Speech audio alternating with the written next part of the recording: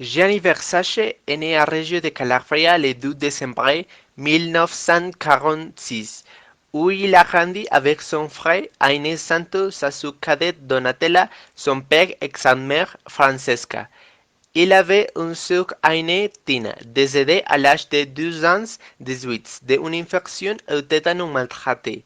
Gianni a commencé ses études très tôt en aidant sa mère à trouver des pierres précieuses et des fils d'or pour border des robes. Il a étudié l'architecture avant de s'installer à Milan à 26 ans pour travailler dans le dessin de mode. Sa passion pour le dessin vient de son plus jeune âge avec sa mère. En 1975, cette assemblée attire l'attention de Marquès Jenny en Calaran. Il fut embauché pour confectionner les collections en quelques années plus tard. Encore pas sans succès. Il présenta sa première signature de collection féminine au Musée d'Art, Palazzo della Permanente à Milan. Sa première collection pour un S arrive en septembre de la même année, après avoir présenté sa collection pour une région Jorge South, qui deviendra plus tard un compagnon de Giorgio Armani.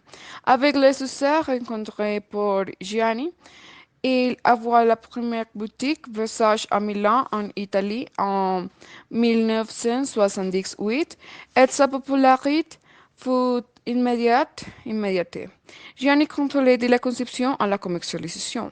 La société Versace accueille une célébrité mondiale dans les ans 1980, en partie grâce à la partenariat avec des stars du monde de divertissement comme les phares de Germanie, les stars de Hollywood et les chanteurs pop en commerce à choix se marquent pour s'inviter lors de leurs fêtes, concerts et films. Parmi ces clans figurent Liz Taylor, Elton John et Diego Armando Maradona. Mais contrairement à Armani, synonyme de suavité et d'installation, Gianni Versace a imposé une esthétique exubérante, un trait audience, un collecto et un matériel luxe, presque grisant et kitsch. Avant, avant des tons fluorescents en doré, à l'esthétique baroque avant-pérésque des si imposants. Versace présente le luxe à l'époque du thème de Ronald Reagan et d'un consumisme illimité, dans lequel les références sociales luxe semblent être les jupes et les histoires du rock qui accumulent des droits importants. La méduse en la règle d'origine classique d'événements Versace. Dans la matinée du 15 juillet 1997, Gianni Versace a assassiné devant sa maison de Miami Beach.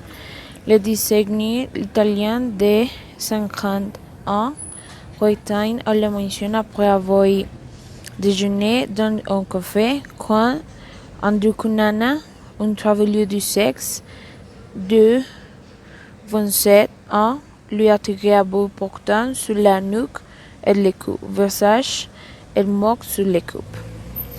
Un homicide qui a changé pour toujours l'industrie de la mode et vient une bataille pour le contrôle de la légendaire signature qui résonnait et qu'on ajoute oui. Cunanan poursuivi pour 4 actes meurtriers, cette suicide 8 jours plus tard dans une péniche entourée par la police.